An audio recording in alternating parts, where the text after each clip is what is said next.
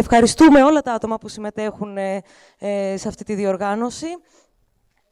Τον Παναγιώτη, τη Μαρία, την Κατερίνα για το συντονισμό και τη διερμηνία αντίστοιχα και προφανώς τον Ντανιέλ Ντερουλέ για την αποδοχή της πρότασης και τη φιλοξενία. Merci beaucoup. Μπορείτε να ξεκινήσετε. Σας ευχαριστούμε πάρα πολύ που είσαστε εδώ απόψε. Καλησπέρα και από μένα. Σήμερα φιλοξενούμε τον Ντανιέλ Ντερουλέ. Είναι ο συγγραφέας του βιβλίου 10 μικρές αναρχικές. Είναι ένα βιβλίο που εκδόθηκε στα ελληνικά πριν από 2 χρόνια και θα λέγαμε ότι είναι μια μικρή εκδοτική έκπληξη. Ένα μικρό βιβλίο, είναι η ιστορία 10 γυναικών που φεύγουν από το Σεντ-Ιμιέ στην Ελβετία στα 1871 περίπου. Το μόνο που παίρνουν μαζί τους είναι από ένα ρολόι, γιατί όλες ήταν εργάτριες σε ορολογοποιίες. Όσες έχουν παιδιά παίρνουν και τα παιδιά τους και ξεκινούν ένα ταξίδι στο άγνωστο, πάνε στη Λατινική Αμερική, κουβαλώντας μόνο αυτό το ρολόι και το όνειρο μιας καλύτερης ζωής. Το ρολόι είναι και ένα σύμβολο αυτής του μάταιου ταξιδιού κατά κάποιον τρόπο, γιατί συμβολίζει, ας πούμε, κατά κάποιον τρόπο την εφήμερη ύπαρξή τους. Χάνονται σιγά σιγά και το μόνο που μένει από κάθε γυναίκα είναι ένα ρολόι, ένα σύμβολο μιας εφήμερης ζωής. Παρ' όλα αυτά, είναι 10 γυναίκες που αψηφούν λίγο πιο κοντά. Που αψηφούν τις δυσκολίες ενός πολύ σκληρού κόσμου, προσπαθούν μόνες τους να σταθούν, προσπαθούν να οργανωθούν να αυτοοργανωθούν στο άγνωστο, έχουν να παλέψουν με έναν κόσμο ο οποίος με έναν αφιλόξενο κόσμο, με σκευή βέβαια πάντα τις ιδέες τους. Alors, je voudrais moi aussi vous souhaiter la bienvenue à tous et à toutes. Alors, notre invité aujourd'hui est Monsieur Daniel Nderulé, l'auteur du livre Les 10 petites anarchistes. Ce livre a été publié en version grecque il y a 2 ans. Et on peut dire qu'il s'agit d'une surprise pour les publications. Alors, l'histoire, c'est l'histoire de 10 femmes qui partent de la ville de Saint-Imier en 1871.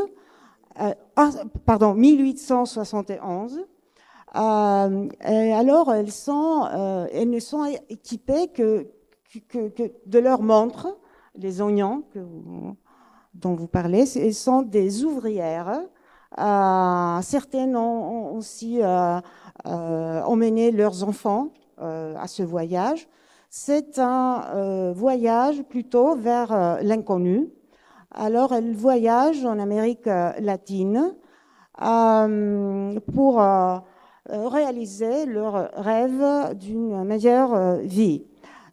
Peut-être les montres qu'elles ont avec elles, c'est aussi un symbole peut-être d'un voyage vain, c'est-à-dire de leur existence éphémère. Parce que à la fin, ce sont seulement les montres qui restent. Toutes les femmes disparaissent. Alors ces femmes luttent contre toutes les difficultés et s'efforcent de se débrouiller, s'efforcent de s'organiser face à un monde très hostile. Et leur arme, ce sont les idées qu'elles défendent. Δεν θα μιλήσω περισσότερα για το βιβλίο. Πιθανώς το έχετε διαβάσει πάρα πολύ. Οι υπόλοιποι μπορείτε να το διαβάσετε. Θα πω μόνο για τον Ντανιέλ Ντερουλέ, ότι γεννήθηκε το 1944 στο Σεντ-Ιμιέ, στην Ελβετία. Είναι αρχιτέκτονας και συγγραφέας. Έγινε αρκετά γνωστός πριν μερικές δεκαετίες, όταν έκαψε το σαλέ του μεγάλου εκδότη Σπρίγκερ στην Ελβετία. Και θα ήθελα να σας πω μόνο για το βιβλίο, αυτό που μου έλεγε πριν αρχίσει η παρουσίαση. Το βιβλίο αυτό διαδόθηκε κατά κάποιον τρόπο από χέρι σε χέρι και στη Γαλλία, χωρίς διαφήμιση. Έχει ξεπεράσει τις 30.000 αντίτυπα στη Γαλλία.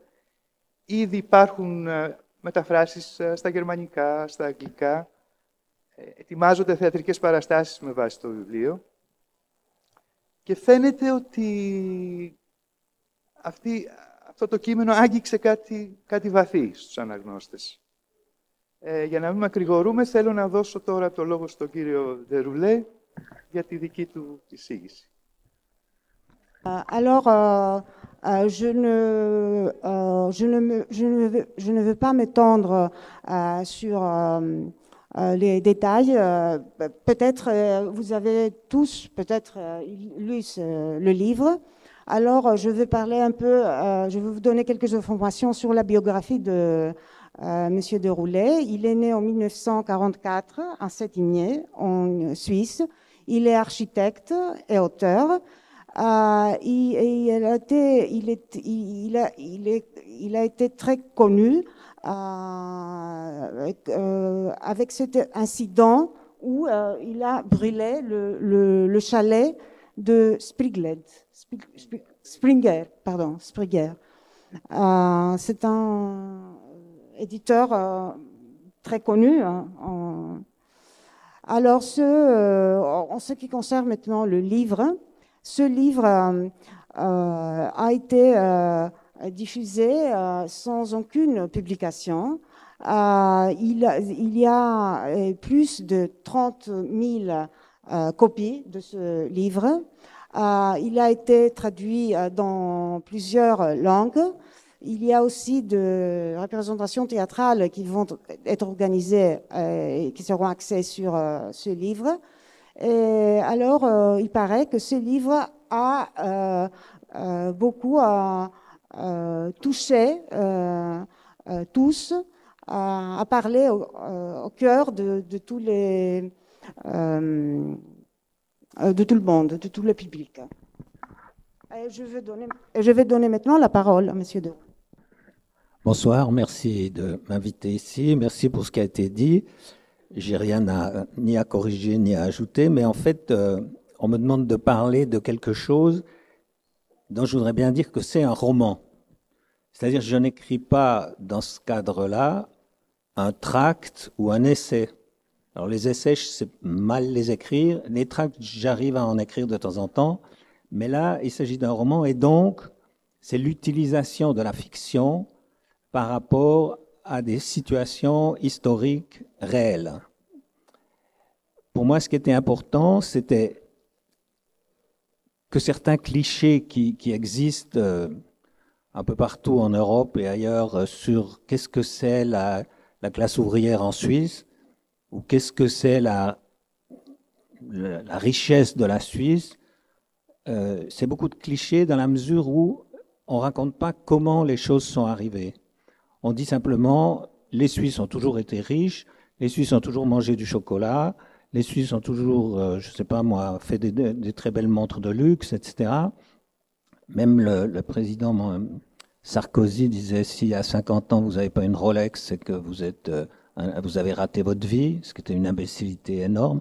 Et je veux dire par là qu'il y a une série de clichés qui, pour moi, ne peuvent être cassés que par la fiction. Σας ευχαριστώ πολύ για την πρόσκληση, σας ευχαριστώ πολύ για όλα όσα υπόθηκαν. Εγώ θα μιλήσω για ένα μυθιστόρημα, δεν πρόκειται για προκήρυξη, ούτε για δοκίμιο. Καμιά φορά μπορεί να γράψω κάποια προκήρυξη ή κάποιο δοκίμιο, όμως εδώ πρόκειται για τη χρήση της μυθοπλασίας, προκειμένου να περιγράψουμε μια πραγματική ιστορική κατάσταση. Υπάρχουν πολλά κλισέ στην Ευρώπη σε σχέση με την ελβετική εργατική τάξη, σε σχέση με τον πλούτο της Ελβετίας, και πρόκειται για κλισέ γιατί κανείς δεν μιλάει για το τι συνέβη και πώς έχουμε καταλήξει στη σημερινή κατάσταση.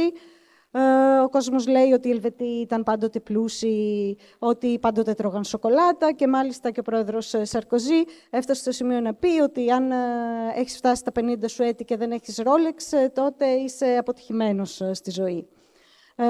Επομένως, εγώ θα ήθελα να μιλήσω για το πώς καταργούμε αυτά τα κλισέ μέσω της μυθοπλασίας. Alors, en deux mots, quelle était la situation de la Suisse au XIXe siècle, et notamment de ce qui est devenu une classe ouvrière relativement rebelle. La Suisse était, en Europe, le pays le plus pauvre. Les Suisses étaient plus pauvres, dans la moyenne, évidemment, que la population irlandaise, par exemple, où les gens ont eu plusieurs famines, et il y a eu plusieurs famines en Suisse, et ça a en général poussé les gens à émigrer, et ça a poussé les femmes à tuer leur dernier-né quand ils arrivaient au 6e ou au 7e. Ça veut dire qu'à partir de cette situation, quand est arrivé le début de l'industrie, ça a provoqué une série de révoltes dont est née, on peut le dire, la pensée anarchiste locale. Alors, ce qui s'est passé, c'est que, d'une part, il y avait le trop-plein de la population qui partait dans l'émigration. Ils sont partis notamment en Algérie, ils sont partis en Australie, ils sont partis en Amérique du Sud. Et puis, il y avait en même temps le fait qu'arrivait l'industrie et que cette industrie, enfin la fabrique, c'était une manière de mettre au pas ou d'utiliser en partie cette main-d'œuvre surnuméraire dont on pensait qu'elle serait mieux utilisée localement qu'en l'expulsant par l'émigration. Et donc, ce qui s'est passé, c'est qu'on a utilisé notamment les femmes, et dans le Jura, ça a été très très fort et très violent, parce que se sont établies des industries qui n'étaient absolument plus basées sur le savoir-faire et l'organisation artisanale du travail, mais qui ont cassé les différents modes de production en faisant en fait un travail de fabrique. Alors en gros, ça se passait comme ça. Avant, pour fabriquer les montres, pendant l'hiver, dans le Jura, les familles recevaient des pièces à monter qui étaient des parties de la montre. Et à la fin de l'hiver, il y avait des gens qui passaient dans les différentes fermes, qui passaient dans les villages, qui recueillaient le travail qui avait été fait, qui le payaient, et ensuite on construisait les montres et on les vendait dans le monde entier. Quand sont arrivées les fabriques, c'est plus du tout comme ça que ça s'est passé. On a dit, si vous voulez du travail, on n'a plus distribué le travail qui se fasse à la maison, vous devez venir à l'usine. Et l'usine, elle a marché avec le marché mondial, c'est-à-dire qu'à chaque mini-crise, on renvoyait toutes les ouvrières en premier, les ouvriers aussi, mais en gros, on utilisait la flexibilité de ce marché du travail. Et c'est de là, en fait, qu'est venue une résistance, qui est une résistance d'artisans par rapport à la condition qu'on allait leur faire en les forçant à entrer dans l'usine. Et les femmes, en particulier, se sont retrouvées confrontées à cette manière très rude qu'avait le capitalisme de s'installer dans les vallées jurassiennes, qui sont souvent à plus de 1000 mètres d'altitude, hein, juste pour donner le climat de ce qui se passe. Λοιπόν, θα αναφερθώ στο πώς είχε η κατάσταση στην Ελβετία το 19ο αιώνα και στην επαναστατική εργατική τάξη. Η Ελβετία τότε ήταν η πιο φτωχή χώρα στην Ευρώπη, ήταν ακόμη πιο φτωχή σε σχέση και με τους Ολλανδούς, παραδείγματος χάρη, και ουσιαστικά οθούσαν τους ανθρώπους να μεταναστεύσουν ή οι γυναίκες έπρεπε να σκοτώσουν το τελευταίο τους παιδί μετά το 6ο ή 7ο παιδί. Πρόκειτο για την αρχή της, μια εποχή όπου ξεκινούσε η βιομηχανία. Είχαμε μία σειρά εξεγέρσεων στην Ελβετία, μέσω από τις οποίες γεννήθηκε η τοπική αναρχική σκέψη. Αφενός, την εποχή εκείνη υπήρχε ένα μεγάλο μέρος του πληθυσμού που αποδημούσε σε διάφορες χώρες, όπως στην Αλγερία, στην Αυστραλία ή στην Λατινική Αμερική. Και ταυτόχρονα είχαμε την εγκατάσταση των βιομηχανιών, που ήταν ένας νέος τρόπος χρήσης του εργατικού δυναμικού. Δηλαδή, σκέφτηκαν ότι ίσως ήταν καλύτερα να χρησιμοποιήσουν τοπικά το υπάρχον εργατικό δυναμικό, παρά να το στείλουν να αποδημήσει. Η χρήση των γυναικών στην βιομηχανία, στην περιοχή του Ιούρα, έγινε με έναν πολύ έντονο και βίαιο τρόπο. Ουσιαστικά η δουλειά τους στα εργοστάσια δεν βασιζόταν πλέον στην τεχνογνωσία. Πριν να ανοίξουν τα εργοστάσια, τι γινόταν? Για να κατασκευαστεί ένα ρολόι, έπαιρναν οι οικογένειες στην αρχή του χειμώνα στα σπίτια τους τα διάφορα εξαρτήματα του ρολογιού που έπρεπε να συναρμολογήσουν, και στο τέλος του χειμώνα ουσιαστικά μάζευαν οι επιχειρήσεις όλα τα εξαρτήματα για να φτιαχτεί το ρολόι. Όμως, όταν άνοιξαν τα εργοστάσια, δεν γινόταν πλέον αυτή η κατανομή της δουλειάς στο σπίτι. Έπρεπε οι εργαζόμενες να πάνε στο εργοστάσιο, και φυσικά η αντιμετώπιση τους πώς ήταν? Σε κάθε μίνι κρίση που μπορεί να ξεσπούσε, τις απέλυαν. Και από τη συνθήκη αυτή προέκυψε ουσιαστικά και η αντίσταση των εργατριών στον καπιταλισμό, σε αυτόν τον άγριο καπιταλισμό που επιβαλόταν τότε στην Ελβετία. Alors, je continue l'histoire. En fait, ce qui s'est passé, c'est que la Suisse était un pays qui n'a pas eu droit, qui n'avait pas de formation de la nation au même titre que les anciennes royautés, les anciens royaumes.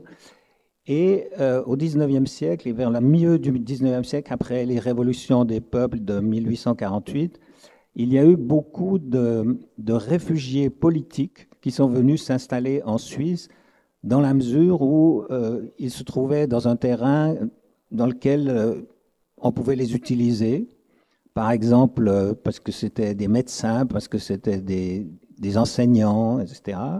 Et beaucoup de réfugiés de la Révolution allemande sont venus se réfugier dans ces vallées, notamment du côté de Saint-Imier, qui est un tout petit village. Il faut s'imaginer, il n'y a pas plus que 4000 personnes qui habitent là.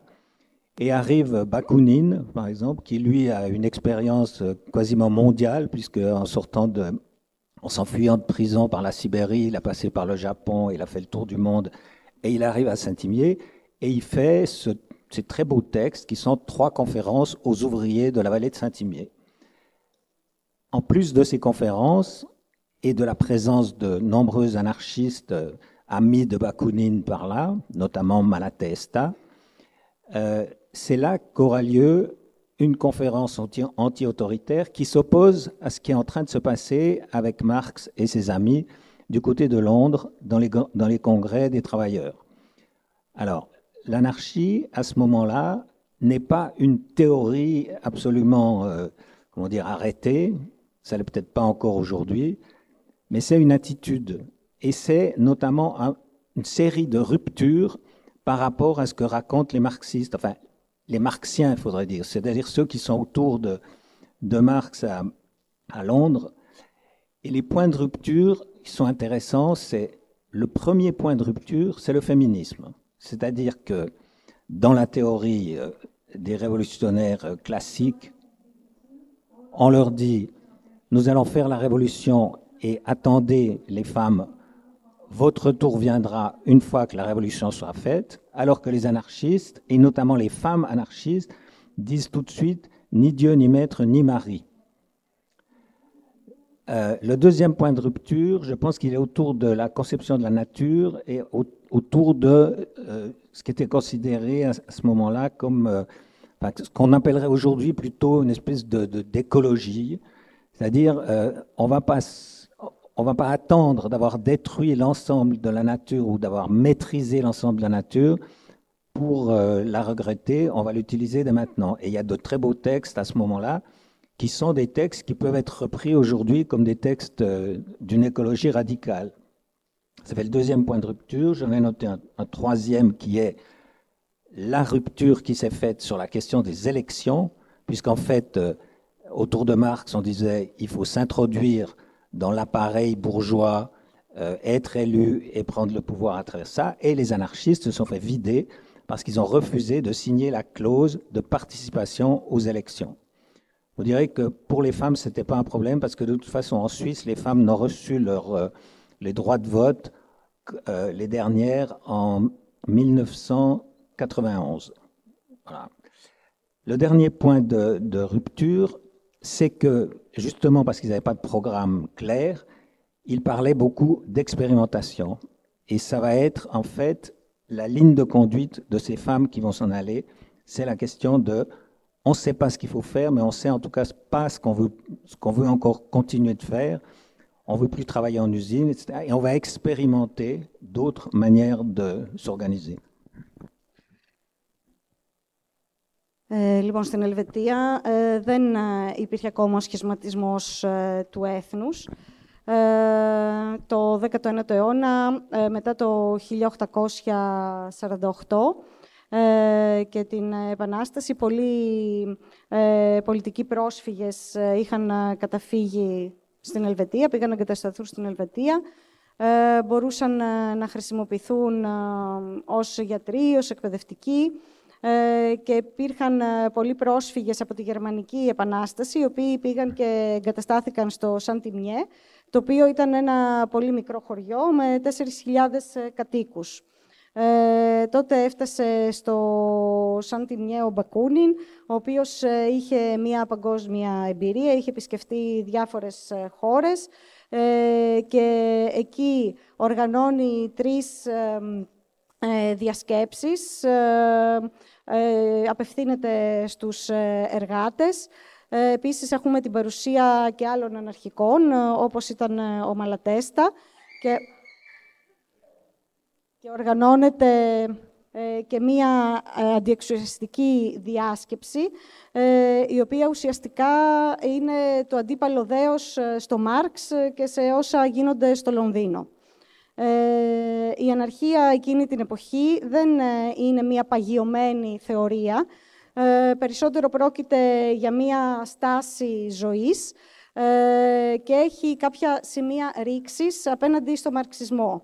Και θα αναφερθώ στα σημεία ρήξης. Το πρώτο ήταν σε σχέση με το φεμινισμό, δηλαδή υπήρχε μία θεωρία επαναστατική του φεμινισμού ότι θα έρθει κάποια στιγμή και η σειρά των γυναικών, όμως οι αναρχικές γυναίκες εκεί δεν συμφωνούσαν, έλεγαν ούτε θεός, ούτε αφέντης, ούτε άντρας, ούτε σύζυγος. Το δεύτερο σημείο ρήξης είχε να κάνει με την αντίληψη της φύσης, αυτό που σήμερα θα μπορούσαμε να αποκαλέσουμε οικολογία. Έλεγαν ότι δεν θα περιμένουμε να καταστραφεί η φύση πρώτα, αλλά πρέπει τώρα να θέσουμε σε εφαρμογή αυτές τις οικολογικές θεωρίες και υπήρχαν και κάποια ριζοσπαστικά κείμενα που γράφτηκαν εκείνη την εποχή. Το τρίτο σημείο ρήξης είχε να κάνει με τις εκλογές. Οι μαρξιστές και τέλος πάντων ο χώρος γύρω από το Μάρξ έλεγε ότι ουσιαστικά πρέπει να συμμετέχουμε στις εκλογές, πρέπει να συμμετέχουμε στον αστικό μηχανισμό. Όμως οι αναρχικοί αρνήθηκαν να υπογράψουν τη ρήτρα συμμετοχής στις εκλογές. Τις γυναίκες δεν τις απασχολούσε όμως αυτό το θέμα, γιατί ούτως ή άλλως το δικαίωμα ψήφου το πήραν το 1800. C'était Μιλουίτσα. Το 1991 πήραν το δικαίωμα ψήφου. Και το τέταρτο σημείο ρήξης ήταν ότι δεν είχαν κάποιο συγκεκριμένο πρόγραμμα. Ουσιαστικά μιλούσαν για πειραματισμό, έλεγαν δεν ξέρουμε τι θα κάνουμε, αλλά αυτό που ξέρουμε είναι ότι δεν θέλουμε να εργαζόμαστε στα εργοστάσια και ότι πρέπει να βρούμε άλλους τρόπους να οργανωθούμε. Voilà, donc j'ai écrit un roman qui part de cette situation-là et qui s'intéresse à 10 femmes qui sont parties et j'avais là-dessus une certaine documentation. Ce qu'il faut savoir, c'est qu'en général, l'histoire, elle est racontée par le haut, c'est-à-dire les patrons horlogers, je peux vous dire leur biographie du début à la fin, parce que non seulement ils l'ont écrite eux-mêmes, mais ils se la sont fait enjoliver, alors que les ouvrières, c'est plus difficile de savoir exactement les étapes de leur vie. Et donc, j'avais quelques lettres qu'elles ont envoyées au fur et à mesure de leur émigration. Elles sont parties d'abord dans l'Amérique du Sud, tout au sud de l'Amérique du Sud, à Punta Arenas, où elles ont trouvé des conditions absolument déplorables, alors qu'on leur avait promis que c'était le bonheur là-bas. Elles sont passées ensuite par l'île de Robinson Crusoe, en fait, au large de Valparaiso, dans laquelle elles ont retrouvé une communauté anarchiste avec laquelle elles se sont mises. Et finalement, elles ont fini à Buenos Aires, qui était à ce moment-là, au début du... Alors là, on est en 1909, au début donc, du XXe siècle, c'était l'endroit où le syndicat anarchiste local avait plus de membres que n'importe quel autre syndicat, ils étaient plus qu'1 million. Et ça a été une défaite militaire terrible organisée par le chef de la police Falcone. Voilà. Et donc, en fait, c'est l'histoire de ces 10 femmes à travers les expériences qu'elles font, ça c'est le roman, et la défaite finale. Λοιπόν, το μυθιστόρημά μου μιλάει για όλα αυτά. Μιλάει για 10 γυναίκες που έφυγαν από την Ελβετία. Εγώ είχα κάποια έγγραφα, κάποια τεκμηρίωση στην οποία βασίστηκα. Υπήρχε και η βιογραφία του αφεντικού της ορολογοποιίας. Αλλά για τις εργάτριες ήταν πολύ πιο δύσκολο να βρω ντοκουμέντα. Δεν ξέρουμε πάρα πολλά στοιχεία, επομένως βασίστηκα σε μαρτυρίες που βρήκα από κάποια γράμματα, από κάποιες επιστολές που είχαν στείλει. Οι γυναίκες αυτές πήγαν αρχικά στην Πούντα Αρένας, όπου συνάντησαν άθλιες συνθήκες διαβίωσης. Στη συνέχεια μετέβησαν στο νησί του Ροβινσόνα Κρούσου, όπου συνάντησαν εκεί μια αναρχική κοινότητα και τέλος μετέβησαν στο Μπουένος Άιρες, όπου το 1909 τα τοπικά συνδικάτα ήταν πολύ ισχυρά και τα τοπικά αναρχικά συνδικάτα ήταν πολύ ισχυρά και είχαν πολύ περισσότερα μέλη σε σχέση με οπουδήποτε αλλού. Όμως υπέστησαν μια φοβερή στρατιωτική ήττα από τον αστυνομικό επιθεωρητή Φάλκον. Επομένως, περιγράφω στο μυθιστόρημα την ιστορία αυτών των 10 γυναικών μέχρι την τελική τους ήττα. Alors tout à l'heure, en discutant, on me dit c'est un livre triste, c'est un livre qui finit mal. Je voudrais juste me défendre par rapport à ça. C'est un roman et il raconte la vie de gens qui ont lutté toute leur vie, de femmes qui ont été très courageuses.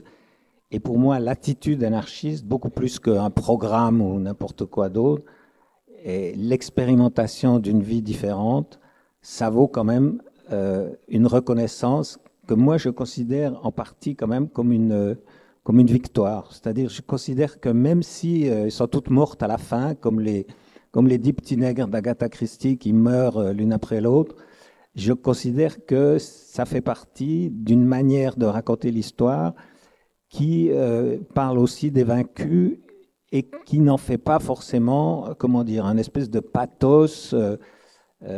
Et j'aime bien qu'on finisse le livre avec le sentiment qu'à la fois elles étaient très courageuses et que si elles ont perdu, c'est pas si grave. C'est vrai que les anarchistes, ils ont l'habitude de perdre. Ils ont perdu à Buenos Aires, ça a été terrible en 1909, ça a été encore plus terrible en 1936 en Espagne. On peut pas dire que le mouvement soit très fort aujourd'hui, mais ça continue à être en croisement, si j'ose dire, avec l'autonomie, une attitude que je respecte fort. J'espère aussi peut-être dire qu'à travers ce livre, je fais quelque chose que j'ai fait avec d'autres livres. Et peut-être je peux mieux expliquer ce que j'ai fait avec d'autres livres. J'ai dit au début que la Suisse, c'est plein de clichés. Alors, un des clichés, par exemple, c'est de dire que c'est un pays très, très démocratique et non violent. J'ai écrit 2 livres sur 2 épisodes de la lutte de ces dernières années en Suisse pour montrer que ce n'est pas le cas du tout.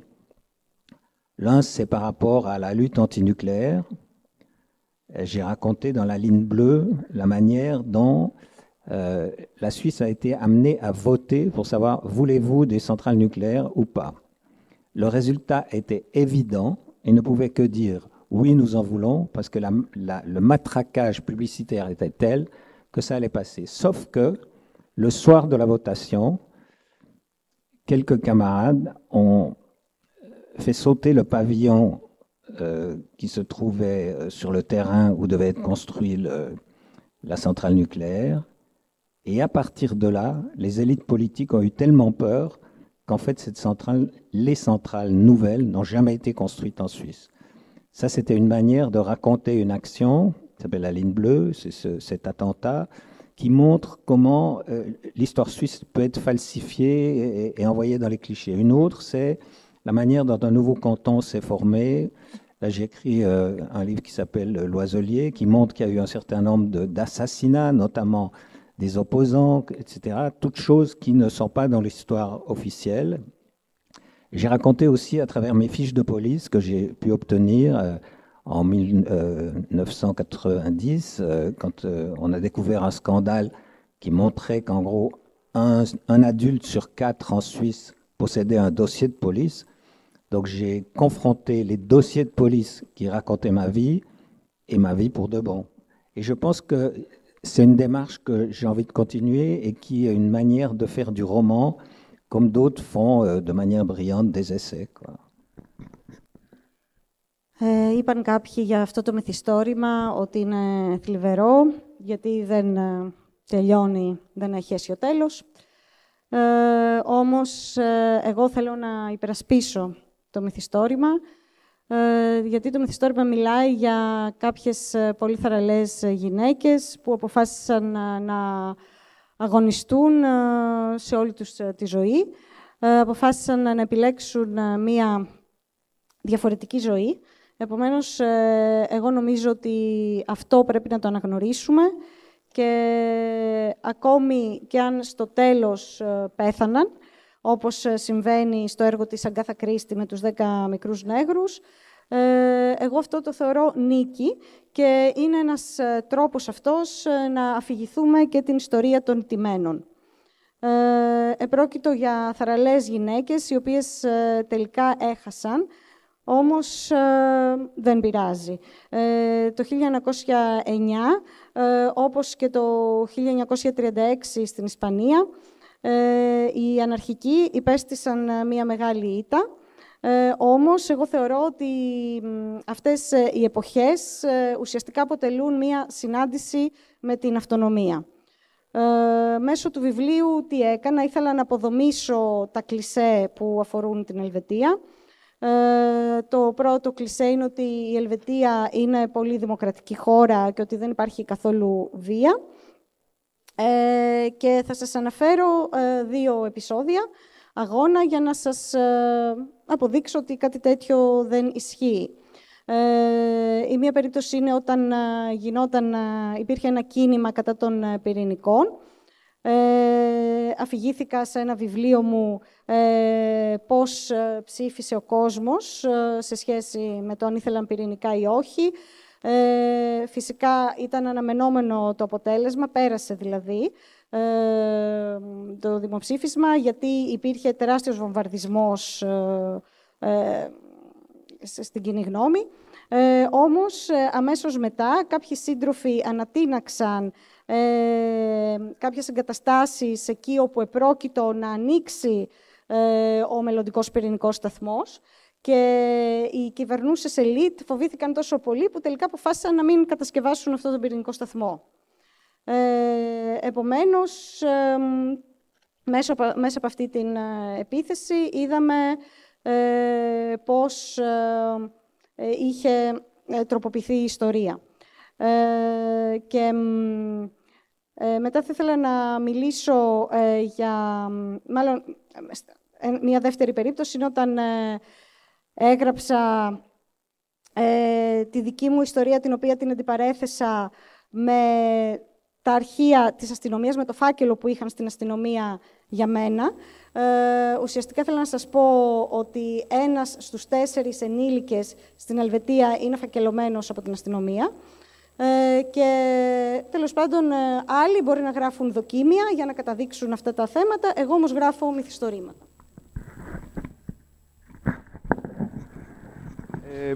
Μπορείτε να κάνετε οποιαδήποτε ερώτηση θέλετε στον κύριο Ντερουλέ, ώστε να προχωρήσει η βραδιά.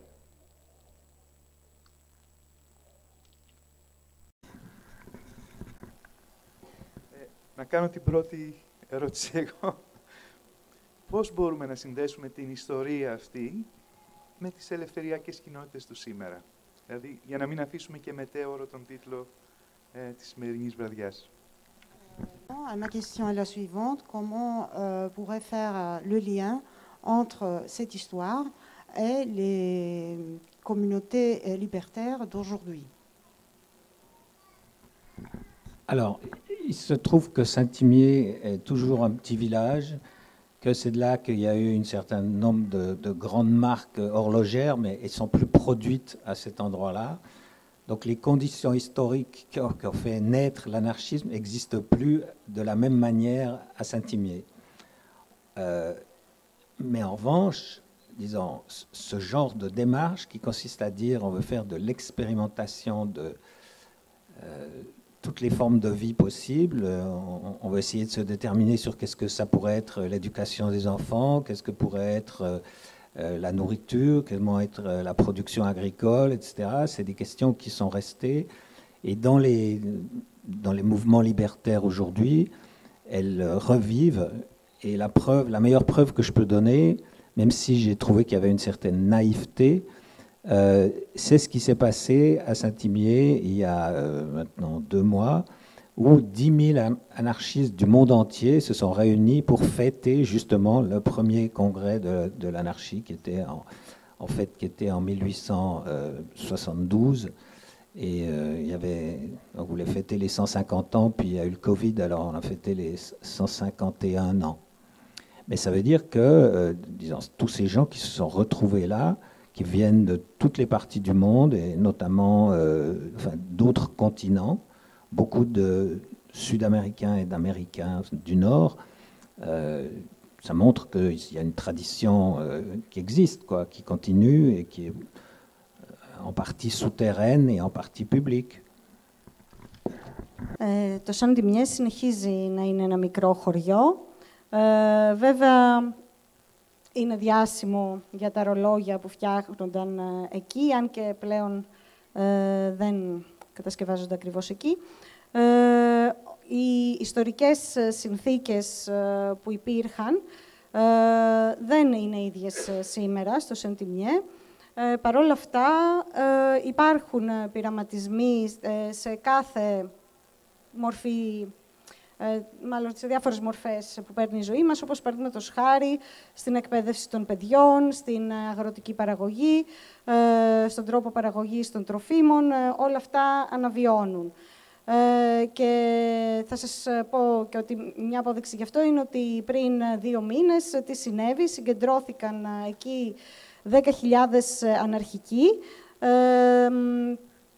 για να γιορτάσουν την επέτειο, την 150η επέτειο, που μάλλον έγινε 151η λόγω του COVID, του πρώτου αναρχικού συνεδρίου που έλαβε χώρα στο Saint-Imier το 1872.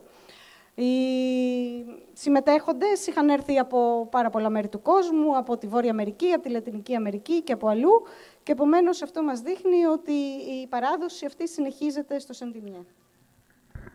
Κάποια ερώτηση? Καλησπέρα. Ευχαριστώ πάρα πολύ. Χαίρομαι πολύ που σας γνωρίζω.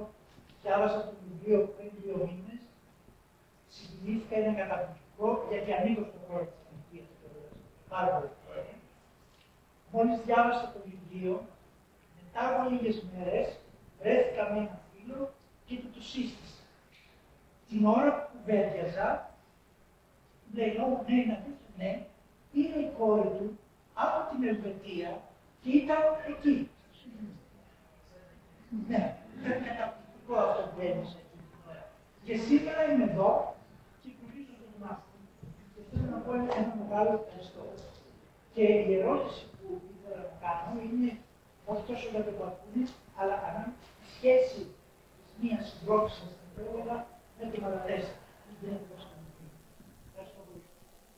Alors bonsoir, je suis ravie de vous connaître. Il y a 2 mois que j'ai lu votre livre, votre roman, qui m'a beaucoup touchée.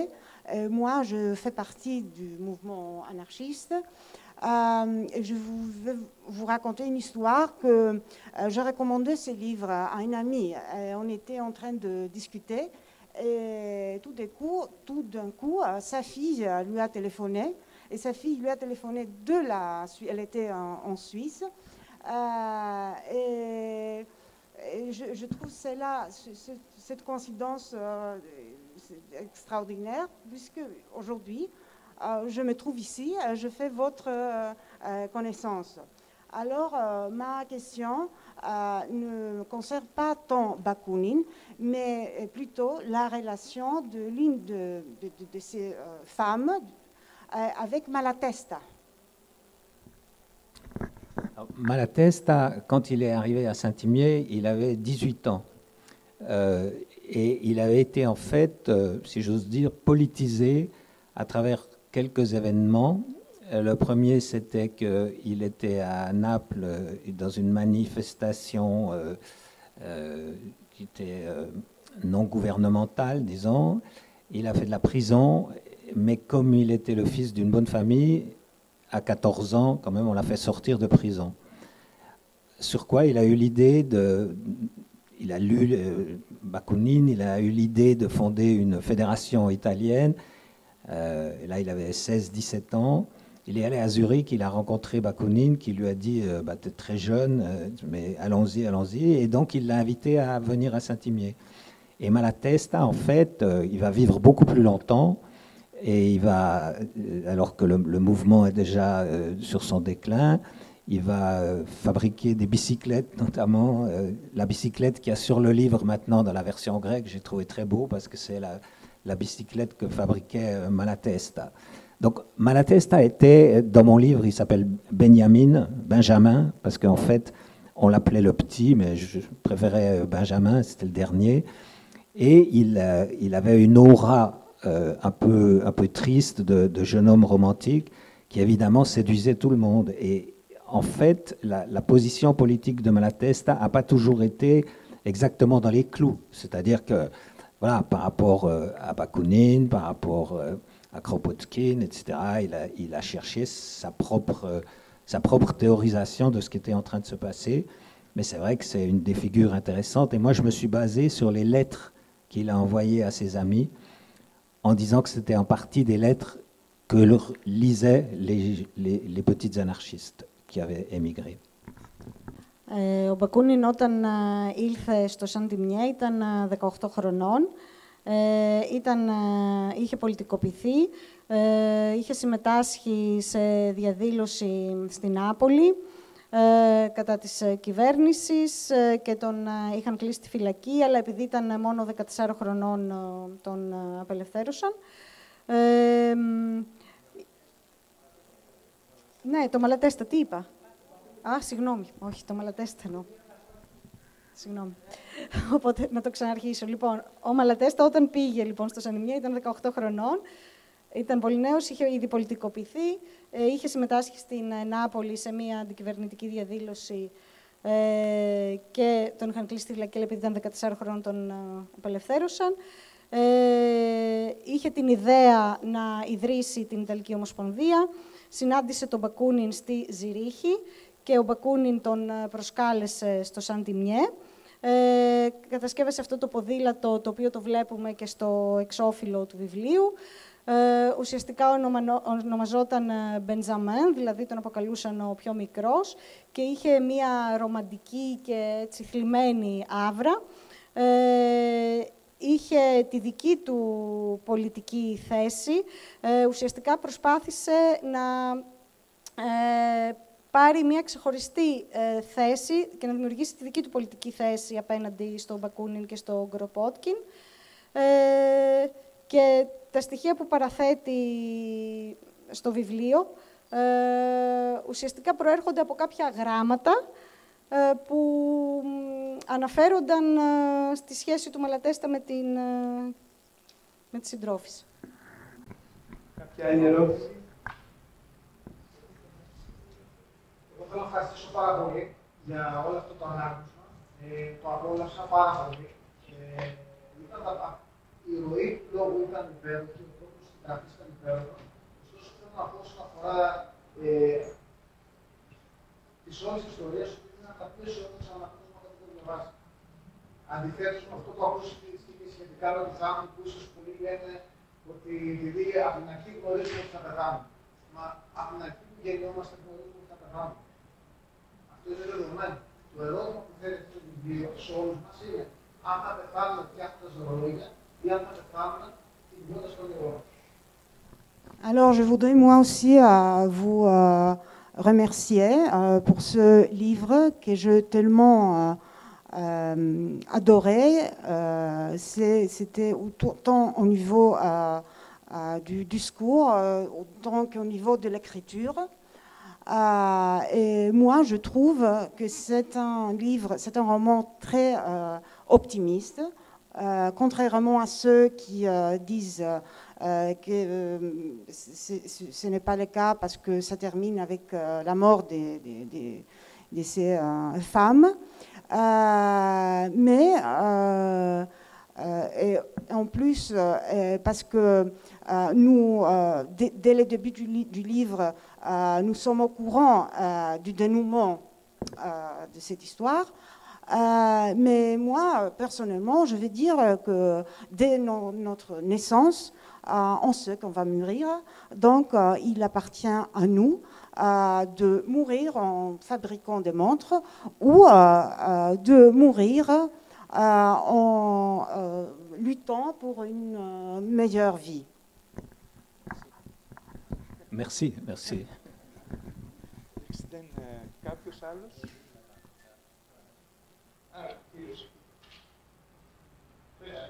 Merci Écrivain pour la présentation m'a donné envie de pouvoir en savoir plus de la situation de mouvement ouvrier en Suisse. Ceci dit, je me demande si l'écrivain comme mec il est mieux placé de parler de la souffrance et des expériences de ces petites femmes. Par exemple, moi, comme mec blanc, est-ce que j'aurais le droit de raconter l'histoire de moi en Amérique ou moi, comme personne d'origine chrétienne, est-ce que j'ai le droit de parler des expériences des crimes musulmans, des juifs, etc.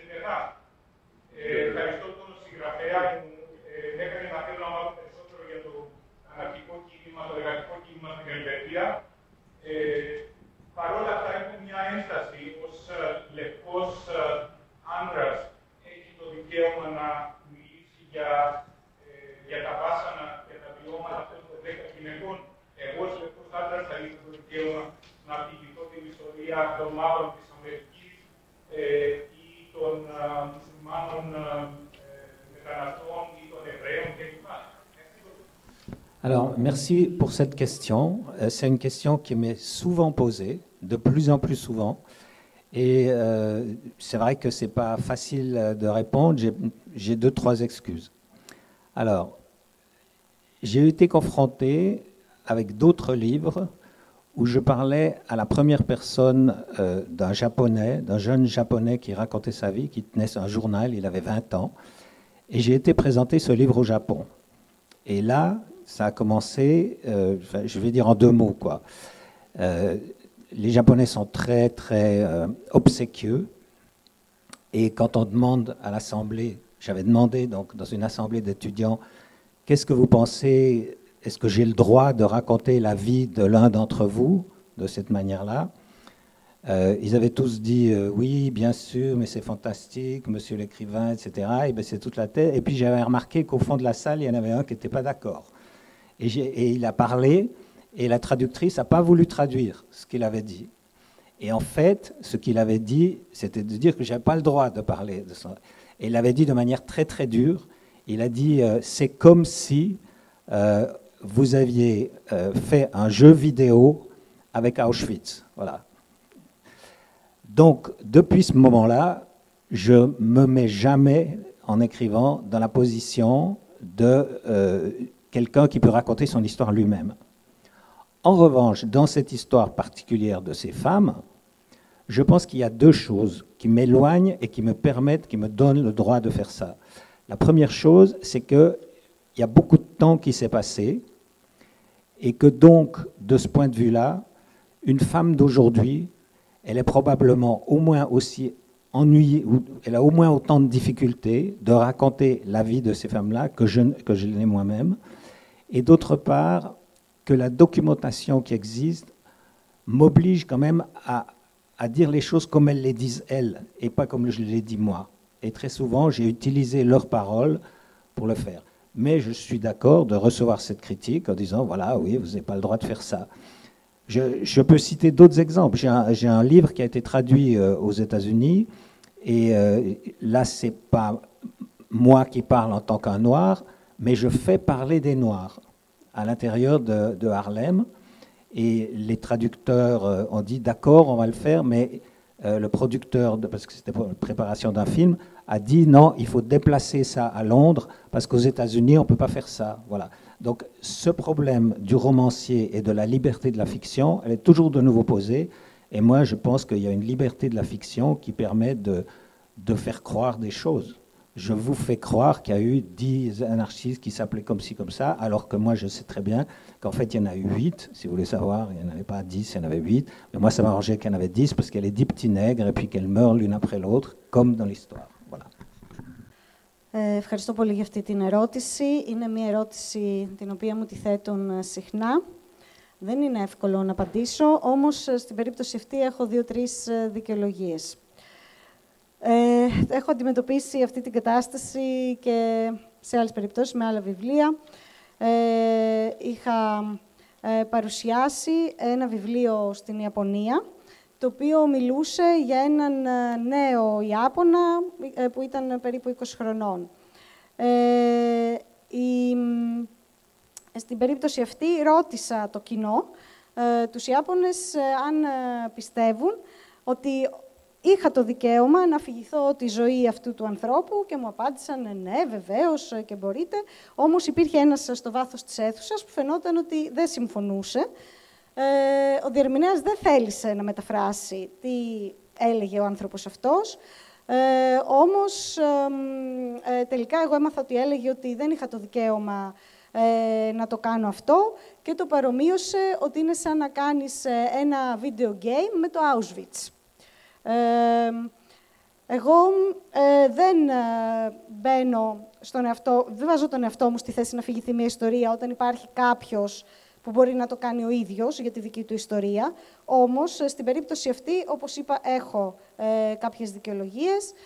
Καταρχήν, έχει περάσει πάρα πολύς καιρός και ακόμη και σήμερα θα ήταν δύσκολο και για μια γυναίκα να αφηγηθεί την ιστορία αυτή, όσο δύσκολο είναι και για μένα.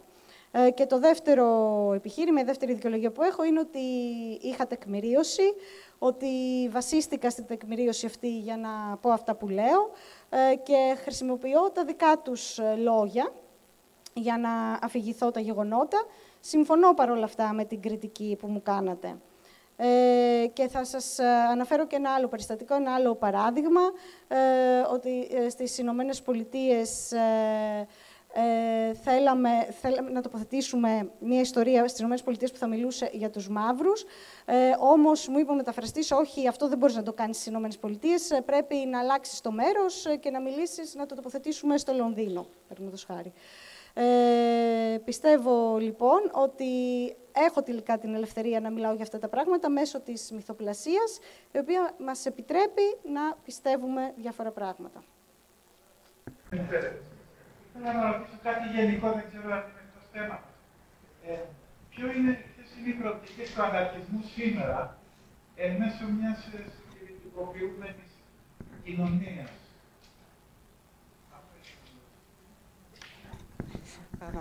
Alors, ma question est plus générale. Je voudrais, je ne sais pas si c'est peut-être hors de ce sujet, mais je voudrais vous demander quelles sont les perspectives de l'anarchie actuellement au sein de cette société conservatrice. Elles sont excellentes. Elles sont absolument excellentes, les perspectives, parce que, en fait, je pense que d'une manière ou d'une autre, le système tel que nous le vivons n'a pas d'avenir. Donc, tous les avenirs différents de celui-là ne peuvent qu'être excellents. Είναι εξαιρετικές οι προοπτικές του αναρχισμού σήμερα, γιατί πιστεύω ότι το σύστημα μέσα στο οποίο ζούμε δεν έχει κανένα μέλλον. Επομένως, θα υπάρχουν διάφορες εκδοχές του μέλλοντος που θα δούμε πώς θα εξελιχθούν. Ευχαριστούμε για το βιβλίο. Ήθελα να κάνω δύο ερωτήσεις. Η πρώτη είναι αν σας απασχόλησε το ζήτημα της μορφής, δηλαδή αν θα έπρεπε το θέμα, το περιεχόμενο είναι αναρχικό και η μορφή να ήταν αναρχική. Η δεύτερη ερώτηση είναι αν θεωρείτε ότι εντάσσεστε σε κάποια νομοθετική παράδοση. Alors, je voudrais tout d'abord vous remercier de ce livre. J'ai deux questions. La première question concerne la forme de votre livre. Puisqu'il s'agit d'un sujet anarchiste, si la forme pourrait être telle, de ce caractère, devrait être de ce caractère. C'est une première question. Et... si... Oui, il y a une précision. Alors, puisque le sujet est un anarchiste, si la forme aussi de ce livre pourrait peut-être avoir une forme moins conventionnelle. J'ai oublié la deuxième partie. Vous pouvez... et si vous faites partie d'une tradition littéraire. Alors la question de la forme, c'est effectivement important. Je ne pense pas que c'est une forme traditionnelle tellement, parce que justement, ce n'est pas du tout la forme du roman psychologique, d'une part, et ce n'est pas la forme du roman historique, avec un surplomb sur je vais raconter l'histoire de, etc. Elle est racontée de l'intérieur. C'est quand même le journal d'une des femmes qui survit, la dernière. Donc j'ai fait des expérimentations formelles, notamment dans le prochain livre que je publie, qui vient de sortir, qui est écrit en ce que j'appelle la prose coupée. C'est-à-dire c'est pas de la poésie, c'est pas de la prose, mais c'est une manière d'écrire différente. Et actuellement, c'est très souvent discuté. C'est la première question qu'on me pose par rapport à la présentation de ce livre qui s'appelle Le Bonnet Rouge. Et puis la deuxième question, c'est... Alors, c'est difficile. Ça veut dire, est-ce que j'ai des papas et des mamans dans la littérature ? Oui, j'en ai, mais ils ne parlent pas français. J'ai des papas américains, j'ai des grands-mamans qui parlent allemand. Je veux dire par là que on ne se sent pas forcément proche de la littérature qu'on produit dans son propre pays. Parce que la littérature, si c'est ça la question, la littérature suisse Elle est très convenue et elle ne fait que mettre en valeur les valeurs de la bourgeoisie suisse. Et elle décrit les malheurs de cette bourgeoisie quand elle est malheureuse et les bonheurs quand elle fait semblant de gagner la guerre. Donc je n'ai pas de ce point de vue-là d'école littéraire à suivre de chez moi. Je suis né par hasard en Suisse, mais ce n'est pas mon école littéraire. Για την πρώτη ερώτηση, σε σχέση με την μορφή, δεν θεωρώ ότι είναι παραδοσιακή η μορφή του μυθιστορήματος, δεν είναι ψυχολογικό μυθιστόρημα, ούτε ιστορικό μυθιστόρημα. Είναι μία αφήγηση από τα μέσα. Ουσιαστικά είναι το ημερολόγιο της τελευταίας επιζώσας. Και στο επόμενο βιβλίο έχω υιοθετήσει μία πρόζα... Τώρα το κουπέ... κομμένη, κατακαιρματισμένη, δεν ξέρω πώς να το μεταφράσω αυτό. Ουσιαστικά δεν πρόκειται ούτε για ποίηση, ούτε για πρόζα, αλλά πρόκειται για ένα διαφορετικό τρόπο γραφής. Τώρα, για την δεύτερη ερώτηση, αν έχω μαμά ή μπαμπά στη λογοτεχνία, ναι. Δεν είναι όμως γαλλόφωνη. Έχω μπαμπά από τις Ηνωμένες Πολιτείες, γιαγιά από τη Γερμανία. Αν δηλαδή η ερώτηση είναι αν αισθάνομαι απαραίτητα κοντά στην ελβετική λογοτεχνία, θα έλεγα όχι.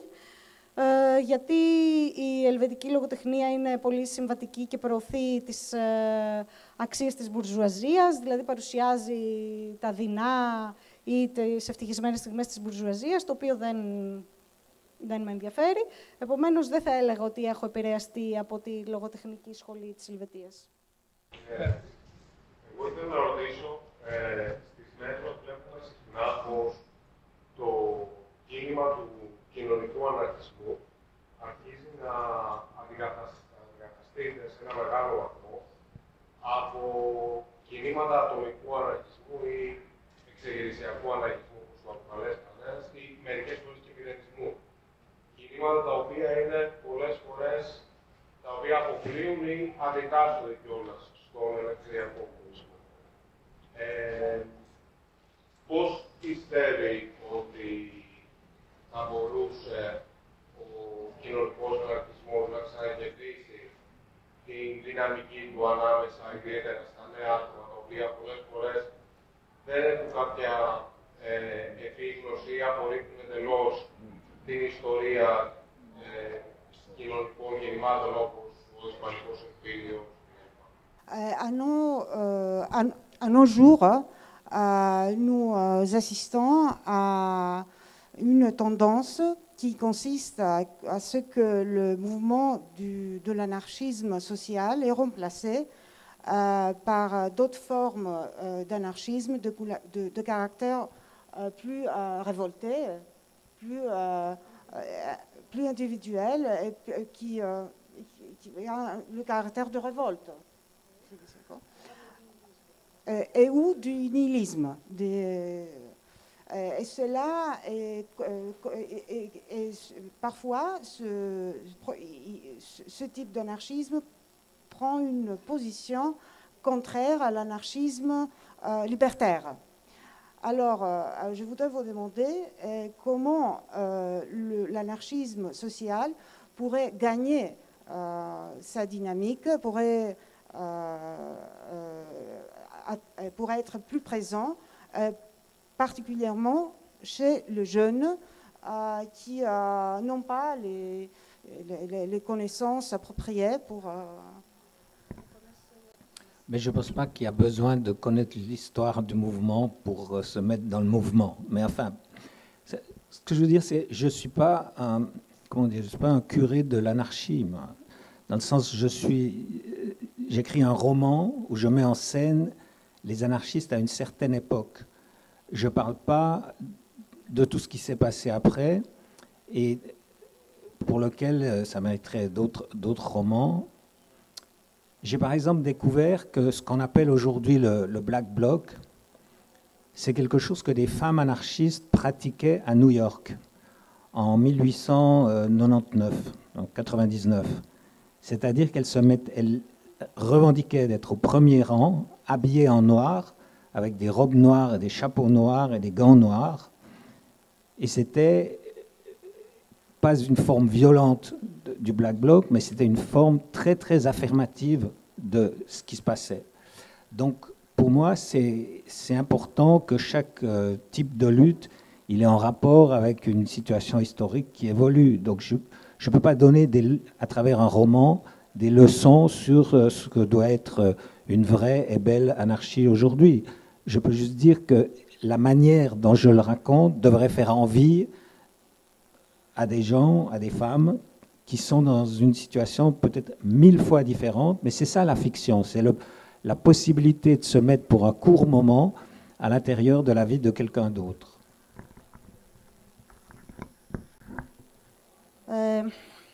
Δεν θεωρώ ότι χρειάζεται γνώση της ιστορίας των κοινωνικών κινημάτων για να συμμετάσχει κάποιος στα κοινωνικά κινήματα.